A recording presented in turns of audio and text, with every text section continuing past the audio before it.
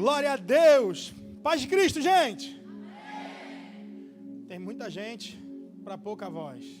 Paz de Cristo, gente. Amém. Quem está feliz com Jesus aí? Amém. E Jesus, está feliz contigo? Amém. Ó, o pessoal aí que está trabalhando aí, eu tenho uma galera aqui para distribuir os envelopes. Isso aí, minha amiga, me ajuda aí. Antes de eu pregar, deixa eu louvar a Deus por toda essa liderança que está aqui. Cada galera, cada líder que está aqui da Conexão Baixada. Tem líder aqui que nem é da Conexão Baixada e está aqui também. Então eu queria que todos os líderes de Connect, líderes e vice-líderes, ficassem de pé nesse momento. Se sua esposa estiver aí também, pode ficar de pé. Você pode dar um aplauso ao Senhor pela vida dos líderes, esses meus amigos. Glória a Deus, podem se assentar. Toda essa galera aí que está ajudando a conduzir vocês. E somando forças. Temos que marcar uma próxima, já um café para a gente estar junto. Hoje eu cheguei um pouquinho atrasado. A culpa do meu atraso não foi minha. Não é, Gabriel? Não foi minha. Ué, eu estou mentindo alguma coisa? Estou falando alguma coisa? Eu nem citei nomes. Eu só falei que a culpa do meu atraso não foi minha. Mas eu cheguei, consegui ter um tempo ali com eles. Eu disse para a galera, e isso obviamente se estende a todo mundo, eu sou um líder que eu gosto de estar perto, eu gosto de conhecer pelo olhar, eu gosto de olhar para as pessoas e saber o nome de cada uma delas, eu gosto de estar perto, eu gosto de contato, eu gosto de gente. Parece até que eu sou da Baixada. O pessoal da Baixada é assim, caloroso. É ou não é? Pelo visto não, né? O pessoal da Baixada é ou não é? Ah, obrigado. Olha para quem está perto de você, catuca ele assim e fala assim, responde, pastor. Se você que está aqui é jovem, não me conhece, de repente a gente não esteve junto, eu sou o pastor Lucas, líder do Connect, na nossa sede geral, e para mim é um prazer. Estou com uma galera aqui, que é da igreja sede aí, fica de pé aí, gente, povo. Para onde eu vou, esse pessoal me segue aí. Vou nem te explanar aqui. Você pode dar um aplauso, Senhor, pela vida deles? Podem se assentar. Abre sua Bíblia em Ezequiel 37. Eu tenho uma palavra profética para essa noite. Enquanto você vai achando, deixa eu te dar um recado aqui muito importante. Eu estava falando com os líderes ali. Vai que de repente você queira, né? Vou aproveitar e logo divulgar. Pessoal da sede, vocês não podem me x-novar do nosso povo lá, beleza? Temos um trato aqui. Deixa eu falar para vocês aqui um negócio. Sem ser na semana outra, do dia 22 ao dia 26, nós vamos ter o nosso Connect Camp lá. Não é o Connect Camp da sede, é o Connect Camp de todos. Todos os jovens do Connect, todos os líderes. E nós teremos uma programação muito especial, muito legal. A gente sempre faz acampamento lá há muito tempo. Eu gosto muito do Connect Camp, porque eu já vou para esse mesmo acampamento desde que o mundo é mundo. A gente faz acampamento lá há muito tempo. Júnior, tanto tempo que eu faço lá, que eu sei a quantidade de camas em cada quarto. E olha que são muitos quartos. E é de verdade, eu sei. Não estou mentindo. Estou no altar, diante do Senhor. Eu sei porque eu faço. E aquilo é um ambiente especial, um ambiente profético. E boa parte do que eu vivo hoje na minha vida, eu recebi de palavras que foram liberadas naquele ambiente. Eu ouvi Deus falar de formas que eu nunca vi, que eu nunca ouvi naquele lugar. Eu vi Deus me prometer coisas que eu vivo hoje, parece que eu estou pegando assim na promessa, assim na palma da mão, que eu estou vivendo de forma palpável, sabe? E eu queria muito incentivar você, de repente, você que quer, você que pode. Vai ser o feriado, é feriado de São Jorge, no Rio de Janeiro, na quinta-feira. Pastor, eu trabalho na sexta de home office. Eu libero a internet lá para você trabalhar. Beleza? Não tem problema. Pastor, eu só consigo ir na sexta-feira. Fala com a gente que a gente tenta dar um jeito. Você vai procurar o Luan no final. Levanta aí, Luan, para a galera te ver. Luan, esse ponto vermelho aqui. Você vai procurar, pode sentar, Luan. Você procura ele. Pastor, eu quero muito ir, como é que faz? Qual é o valor? O valor está de R$700, mas fica tranquilo, lá. Quarto com ar-condicionado, beliche, banheiro, é top. A galera que sabe que é verdade, não estou mentindo. A comida é maravilhosa, você tem direito a café da manhã, almoço, janta. Se você quiser gastar alguma coisa lá, tem uma cantina, você pode comprar biscoito, chocolate, mas você pode levar biscoito, chocolate. E se você quiser comprar alguma coisa, você pode comprar sua bebida. Tipo, refrigerante, eu quero beber H2O, eu quero beber, sei lá, Guaravita. Aí é com você. Ok? Pastor, 700 conto é um valor muito expressivo. Realmente é. Mas olha para quem está perto de você. Faz uma cara de profeta e fala assim: se liga. É um investimento na sua vida espiritual. Cara, vai que a palavra que você precisa vai ser liberada de lá. Eu tô te falando. Hoje eu estava me pegando pensando nisso. Falei, cara, eu vivo tanta coisa que eu recebi naquele lugar. Antes de vir para cá, eu passei tá tendo uma reunião de Horizonte para novos voluntários do Connect. Aí uma menina falou, pastor, eu fui ano passado. Eu fiquei na lista de espera, eu era 100 e poucos. Me chamaram, eu estava orando a Deus, me chamaram. Pastor, Deus falou coisas comigo lá, acerca da vida sentimental dela, da vida emocional dela. Ela estava com o marido dela, ela falou assim, pastor, eu fui para aquele acampamento, cheio de dúvidas, cheio de questionamentos. Deus usou uma pessoa para falar comigo, em algumas palavras sobre a minha vida sentimental. Deus liberou uma palavra quando eu voltei na segunda-feira. Quando eu cheguei no Rio na segunda, eu já fui sendo pedido em namoro. Em menos de um ano a gente casou, a gente está aqui casado servindo ao Connect. Olha que loucura. Eu falei, meu Deus, garoto. Eu falei, tu tem que ir para o acampamento para tu contar teu testemunho lá. Pega essa, Johnny. Vai que é a tua vez. Quem está solteiro aí? Gente, ser solteiro não é lepra não. Todo mundo um dia já foi solteiro. Quem está solteiro fala, eu. Meu Deus. O que está acontecendo com esse povo? Todo mundo muito solteiro. Quem está solteiro fica em pé aí, na moral.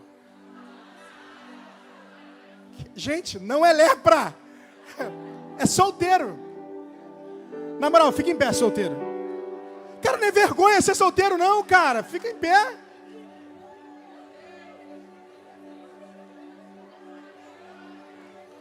É muita gente solteira.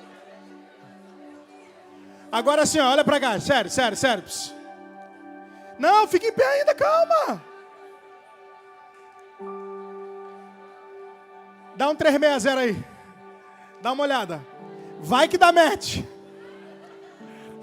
Vai que o olhar cruza. Olhou? Agora senta.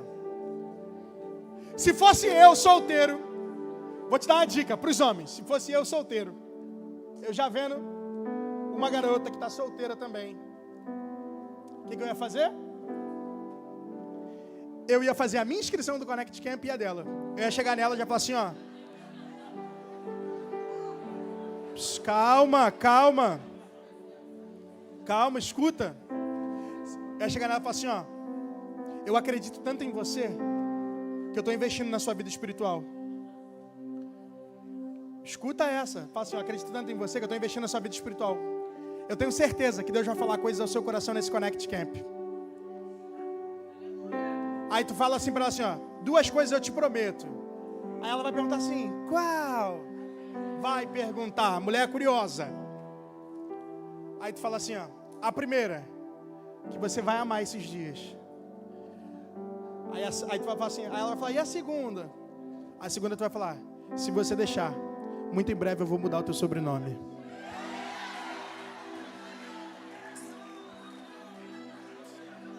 Eu duvido que ela não vai te dar o WhatsApp. Duvido. Sabe qual é o maior questionamento como líder de jovens que eu recebo hoje?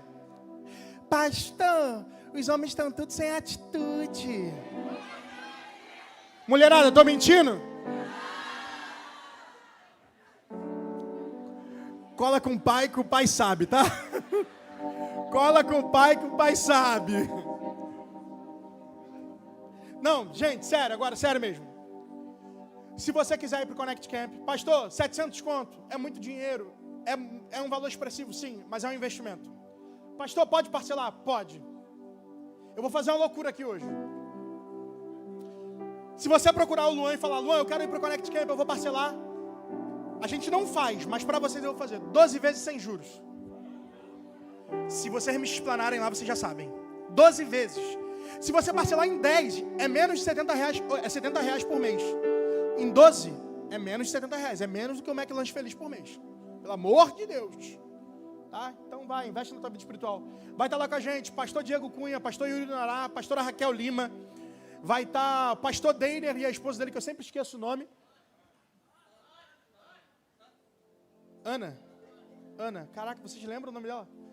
O pastor Deiner é um pastor cubano. Acho que ele já esteve aqui, não já? Na posse? Um profeta de Deus. Vai ter uma galera lá junto com a gente. Juliane Nogueira cantando. Vai ser bom. Amém? Eu estou sentindo a graça de Deus aqui. Eu tenho uma mensagem profética para essa noite. Para uma geração de jovens. Então, se você pode, pega na mão de alguém e fala assim: nessa noite, Deus te trouxe aqui para marcar a tua história. Não, chacoalha ele e fala assim: você não veio apenas para se conectar com outras pessoas. Você veio para ser ativado pelo Espírito de Deus. Não, chacoalha ele e fala assim: você veio para ser reativado pelo Espírito de Deus. Eu não sei como você entrou aqui, mas eu tenho certeza como você vai sair. Eu não sei se você chegou aqui cansado, você vai sair daqui revigorado. Se você chegou aqui triste, você vai sair daqui alegre. Se você chegou aqui desanimado, se prepare, porque você sai daqui animado. Se você chegou aqui frio espiritualmente, eu vim profetizar para uma geração de jovens que você vai sair daqui cheio do poder e da presença de Deus. Tem alguém comigo aqui para crer em palavra profética? Gabriel, por favor, eu sei que você está cheio de Deus. Começa a ministrar junto comigo enquanto você levante suas mãos. Adore a Ele, vai. Comece a adorar a presença de Deus que está aqui. Eu sinto graça de Deus aqui. Se você quisesse ir para uma noite de entretenimento, você ia para outro lugar.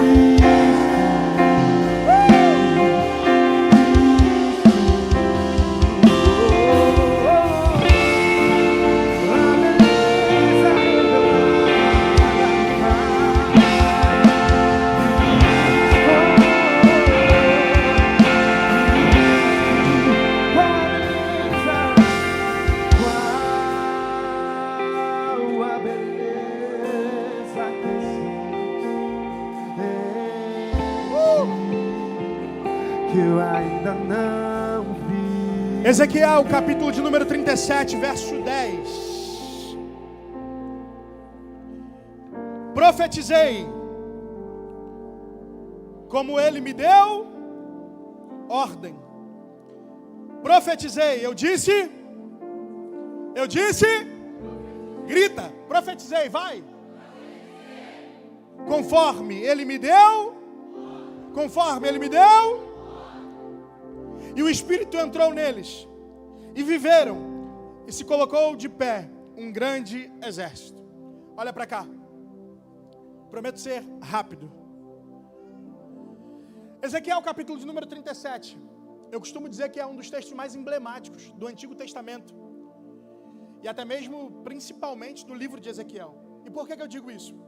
Porque ele traz para a gente algumas características que todos nós, como seres humanos, estamos passivos a vivenciarmos, que é o dia da dor, que é o dia do luto, que é o dia mau, que é o dia da perda, que é o dia que alguma coisa não vai bem. Todos nós já vivenciamos na nossa casa, na nossa família, ou experimentamos essa sensação na casa de algum amigo, de algum vizinho. Nós já vimos alguém perder outra pessoa, ou até mesmo nós já perdemos alguém. E impelidos por essa comoção, por essa sensação, por essa situação, somos condicionados quase que obrigatoriamente a estarmos num ambiente onde nós não gostaríamos de estar, a estarmos numa geografia, num lugar, não apenas fisicamente, mas espiritualmente, emocionalmente, que nenhum de nós gostaríamos. Nós somos impulsionados e empurrados a estarmos nesse lugar de luto, nesse lugar de dor. Se você que está aqui já perdeu alguém na sua casa, na sua família, ou se você é amigo de alguém que perdeu outro alguém, em algum momento você foi empurrado para esse ambiente. E quando você se deu conta, você estava num cemitério, com pessoas chorando, vivenciando aquele cenário, um cenário de dor, um cenário de luta, um cenário de perda, de sofrimento. E Ezequiel está falando para a gente aqui no capítulo de número 37, que Deus o coloca nesse cenário.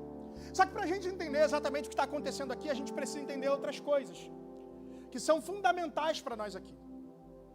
Quando Deus está mostrando para Ezequiel, o capítulo número 37, Deus está relatando para ele o estado espiritual de Israel. E Deus queria que Ezequiel sentisse isso. E por quê?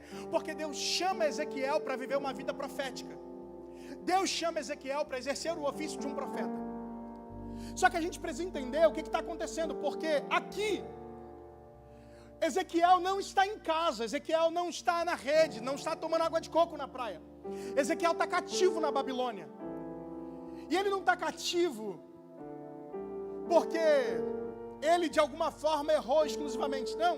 Mas todo o povo de Israel, durante sua trajetória, e muitas vezes, a Bíblia diz que o próprio Deus os entrega na mão dos seus inimigos.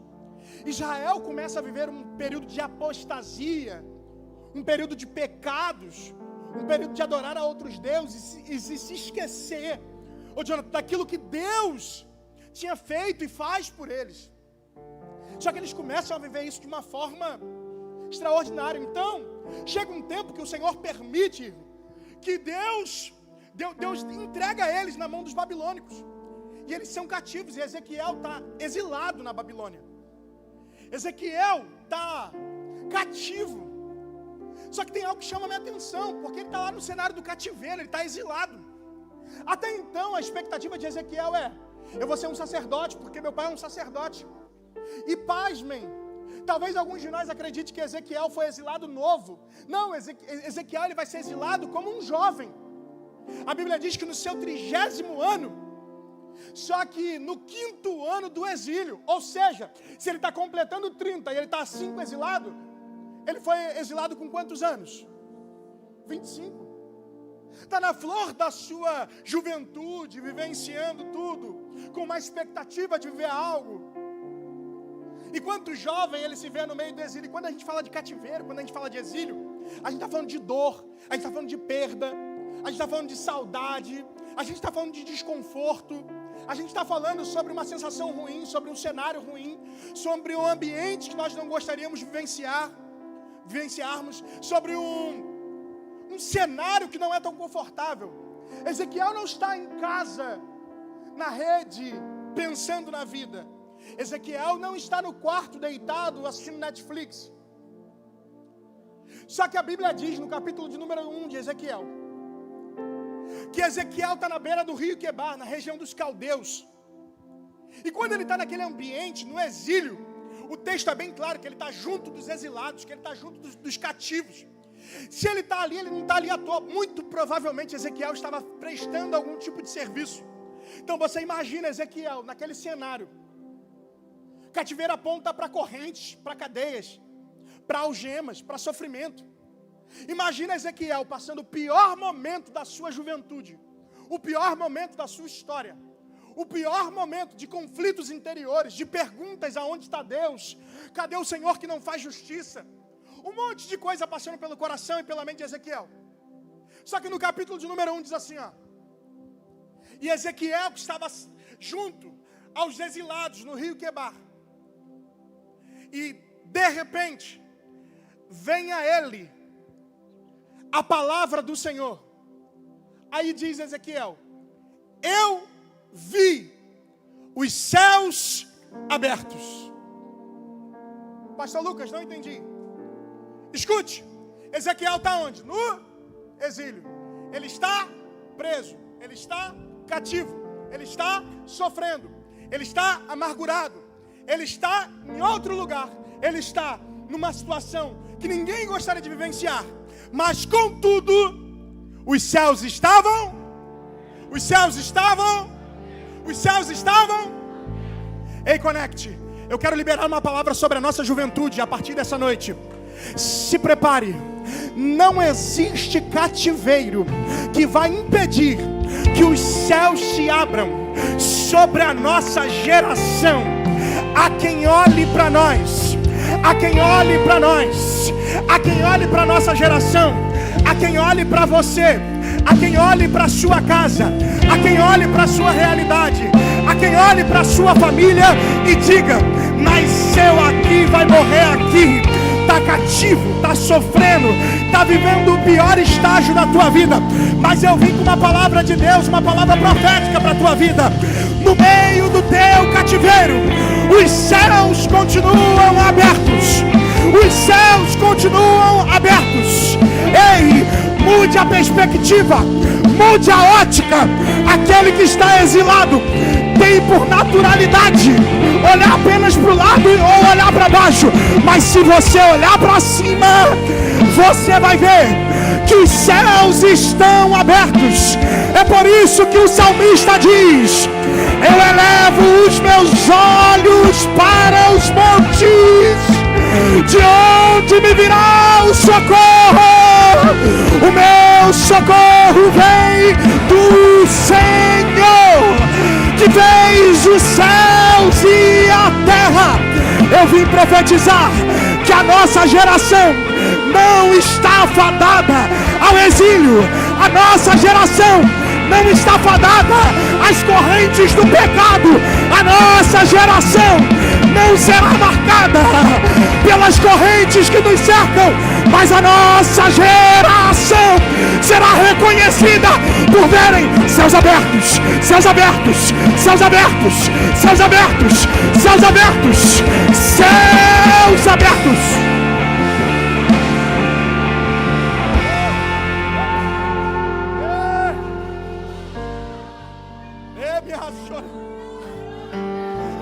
Eu estou sentindo a presença de Deus aqui. Os céus estão abertos sobre nós. Os céus estão abertos sobre nós. Você não veio para uma conexão à toa. Você não veio aqui apenas para conhecer pessoas. Eu vim aqui para te lembrar que os céus estão abertos sobre você. Os céus estão abertos sobre os teus sonhos. Os céus estão abertos sobre a tua casa. As promessas que Ele fez, os céus estão abertos.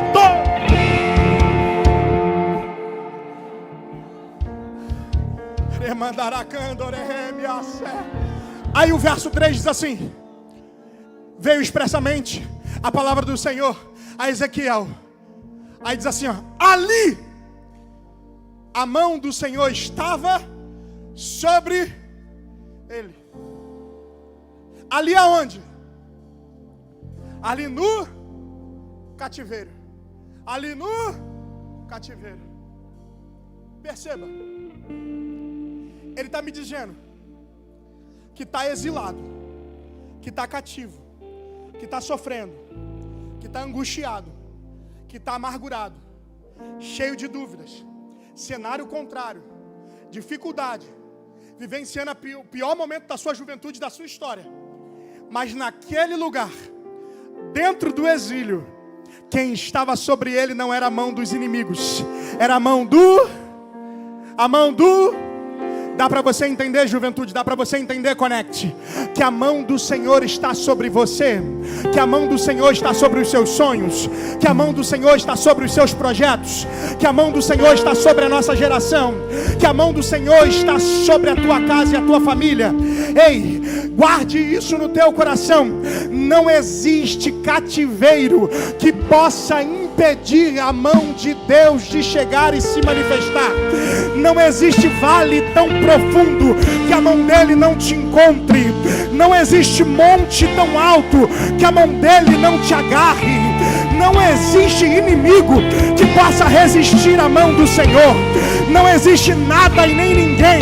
Não há muralha, não há cadeias, não há algemas, não há amarras, não há nada e nem ninguém que possa impedir a mão do Senhor. Pastor Lucas, eu não creio nisso. Eu fico com aquilo que a Bíblia diz. Isaías 41, verso 10. A Bíblia diz para a gente não temer, porque o Senhor nos sustenta com a sua mão direita, e essa mão direita é a destra da sua justiça. Isaías, Deuteronômio 26, verso 8, diz que Deus arranca o povo do Egito com a sua mão forte. Isaías 59, no verso 1, diz que a mão do Senhor, ela não está encolhida, que não possa salvar. Salmos 89, verso 13 diz que o teu braço é poderoso, mais forte é a tua Isaías 43, verso 13 diz: ainda antes que houvesse dia, eu sou, e não há ninguém que possa escapar das minhas mãos. Dá para você entender que a mão do Senhor está sobre a nossa geração. Vamos, Ezequiel, Deus está se manifestando a você e dizendo: eu conto com você no teu exílio, no teu cativeiro, na tua dor, na tua guerra, na tua luta. Eu conto com você.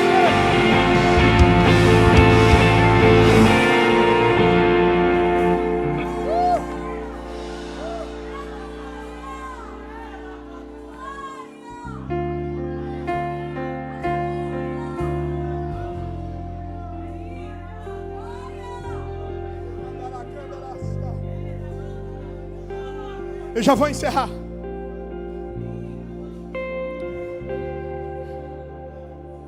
Capítulo de número 37.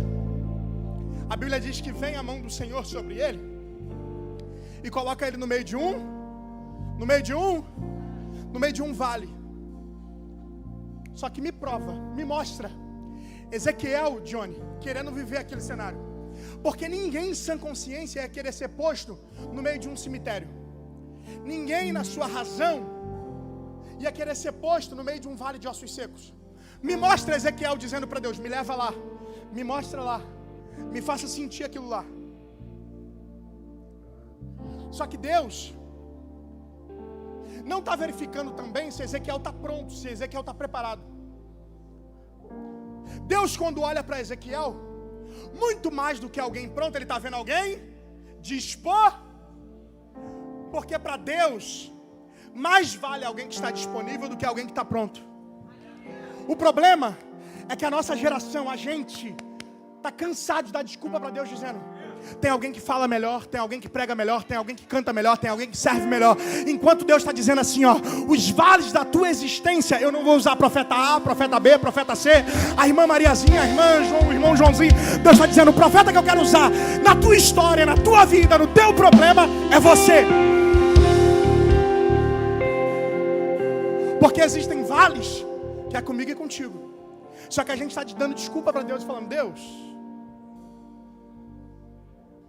E Deus está dizendo: o profeta que eu quero usar é você. Pega na mão de alguém e fala assim: para de dar desculpa para Deus. Sabe o que eu aprendi? Que o maior profeta da nossa existência somos nós mesmos.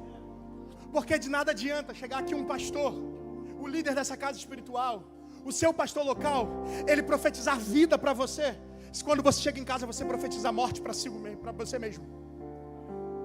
Se ele profetiza abundância, você chega em casa você profetiza escassez.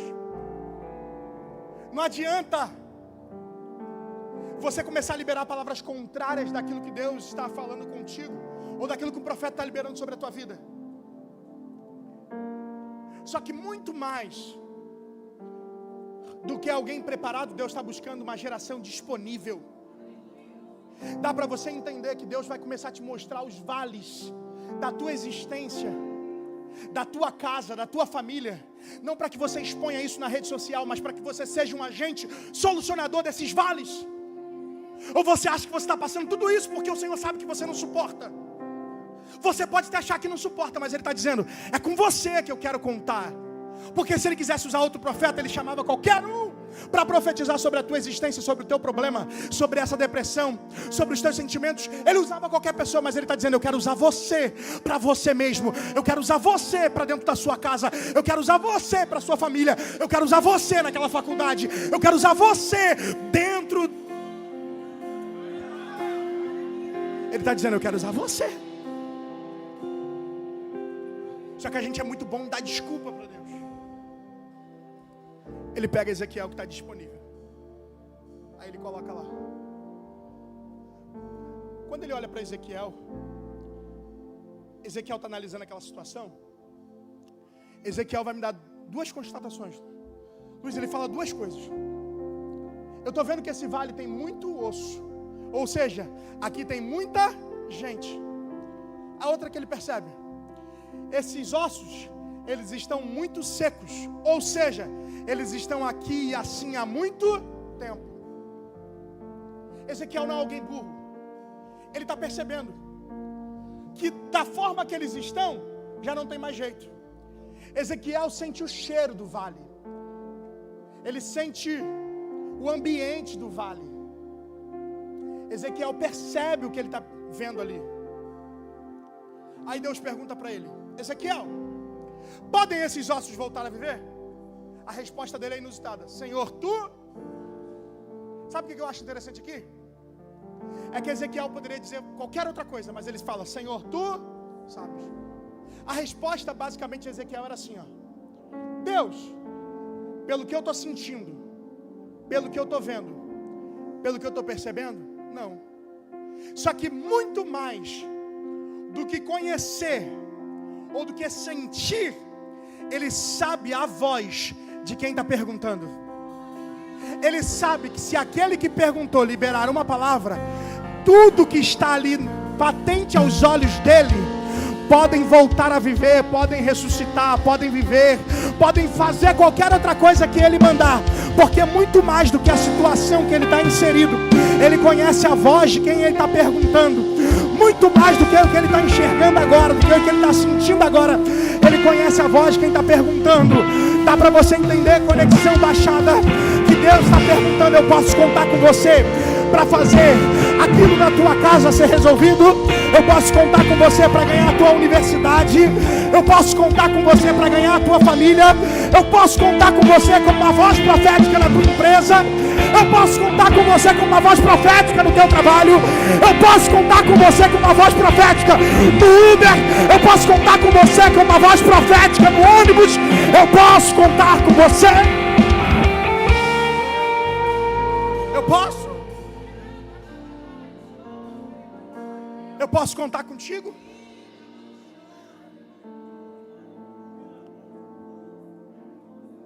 Aí ele, quando Ezequiel responde, o Senhor fala para ele: então faz o seguinte, Ezequiel,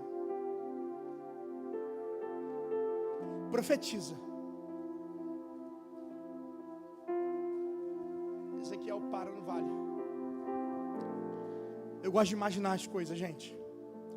Imagina Ezequiel se posicionando, enchendo o pulmão de ar. Aí ele diz: ossos secos, ouçam a palavra do...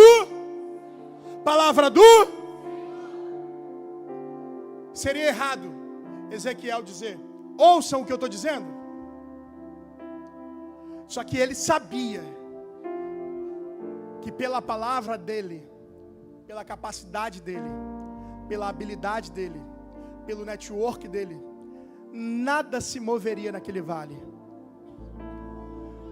Aí ele vem e diz: ouçam a palavra do...